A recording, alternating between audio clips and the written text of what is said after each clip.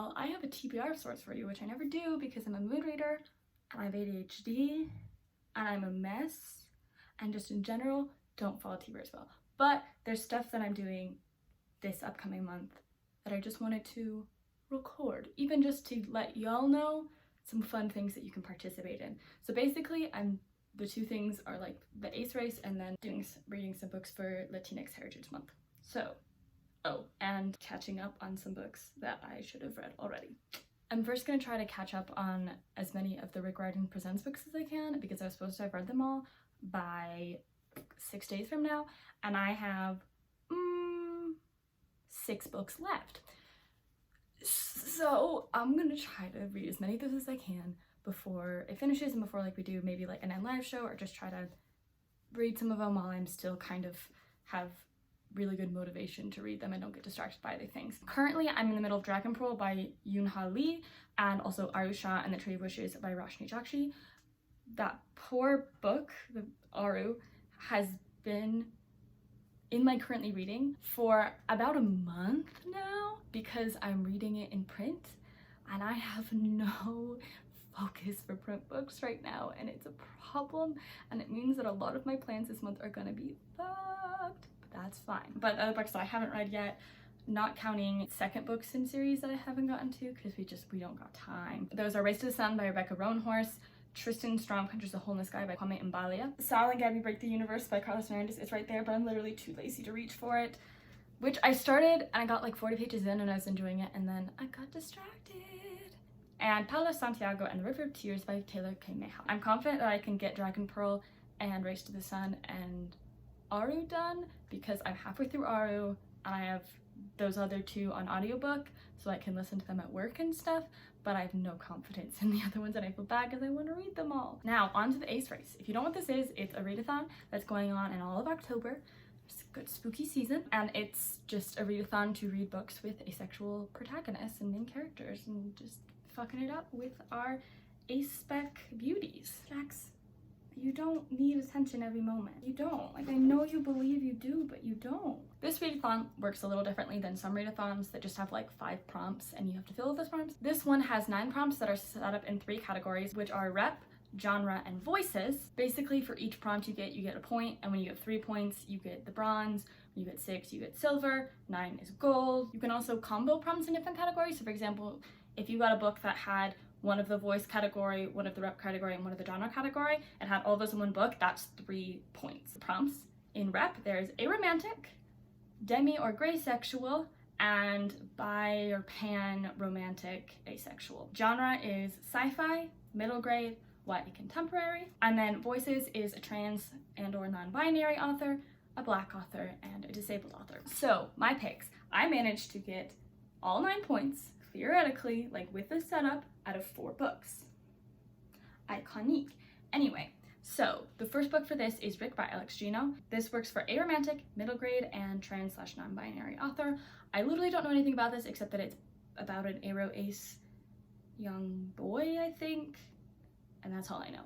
But like, literally aro ace rep in middle grade. Oh, I'm gonna cry. The next one is Let's Talk About Love by Claire Kahn. This is a book that's been on my TBR for so long because this is a book that has bi-pan romantic asexual rep, which I'm bi romantic and asexual, so, and I haven't read anything with that rep yet, so excited for that. It also has a black author and is a YA contemporary, so that's another 3 points. We're up to silver already, baby. This is about a girl whose partner breaks up with her because she's asexual, and she either is just kind of figuring that out or maybe has a new love interest. I don't remember. Mostly just here for the rep. The next one is The Artist Saving the World by Corinne Duyvis? D-U-Y-V-I-S. I did my best. This fills both sci-fi and disabled author, as the author is autistic. The old man's trying to get on the bed and he can't do it. I love you. You can do it. I believe in you. I believe in you. YouTube better not start playing right now. I swear to God. I swan to John. And the last book I have is Beyond the Black Door by A.M. Strickland, which works for gray sexual rep. I do have some backups in case I can't get a hold of a book. I think I have all of these, like, either I can get them from my library immediately, like on Hoopla, or I own them. So I think I'm good on this count, but if I'm not enjoying a book for some reason, or in the case of the physical books, I just can't fucking focus. I have some other options, so I'm gonna go just quickly through the other options. I have not really tell you what they're about, just kind of tell you my other options. First, I have A Latsue by Darcy Little Badger, which works for aromantic rep and possibly sci-fi. I don't know if it counts as sci-fi. Tarnished Other Stars by Rosie Thor, which is there. Again, I'm too lazy to get it out. This has aromantic rep and sci-fi rep. Then we have The Last 8 by Laura Pohl, which is sci-fi and I'm pretty sure aromantic rep. Also, I'm so sorry that it looks like I have no eyebrows right now and I look like haunted. Like just haunted. It's fine. Next one is Belle Revolte. Belle Revolte? I don't know how to speak French.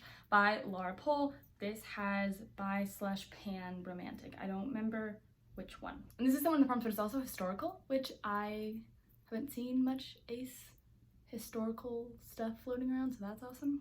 And the last one is Summer Bird. The title and the name are both 3 words, and I keep mixing up.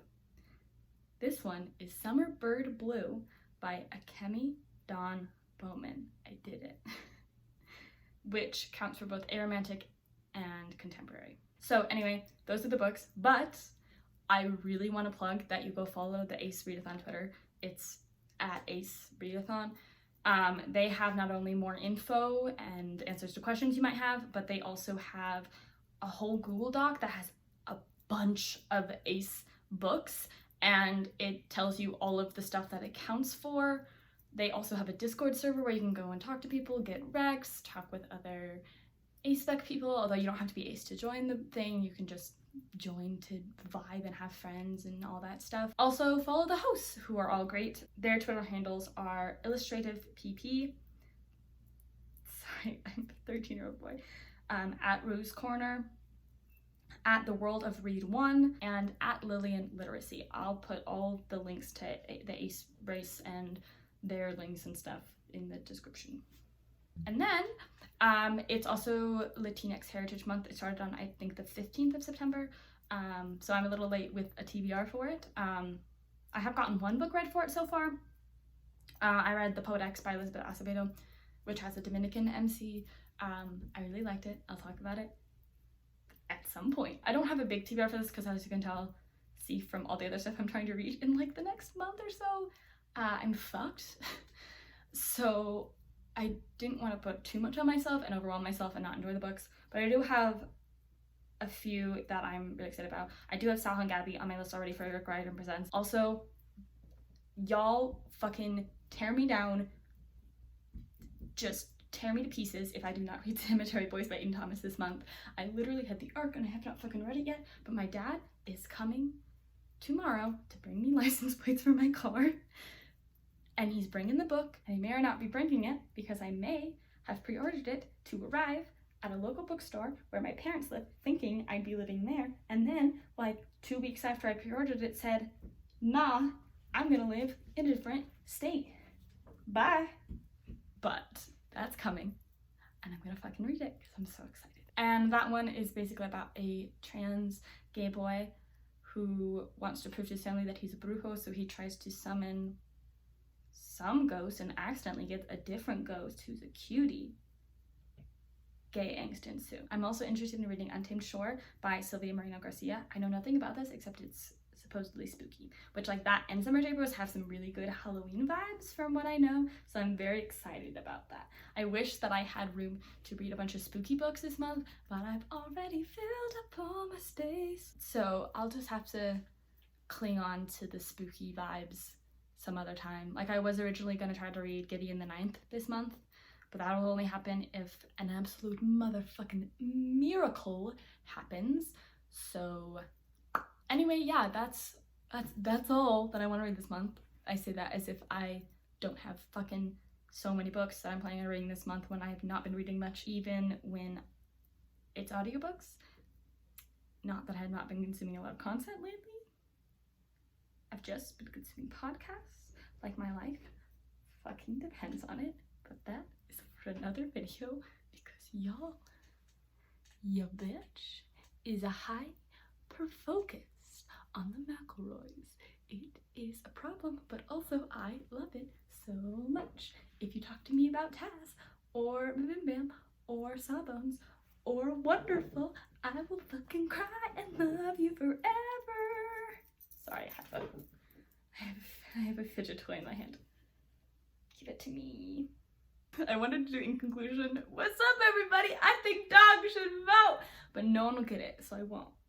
But in conclusion, ace baby. Power to spooky Latinxes. They got all the power. If you're gonna host a readathon, read the books.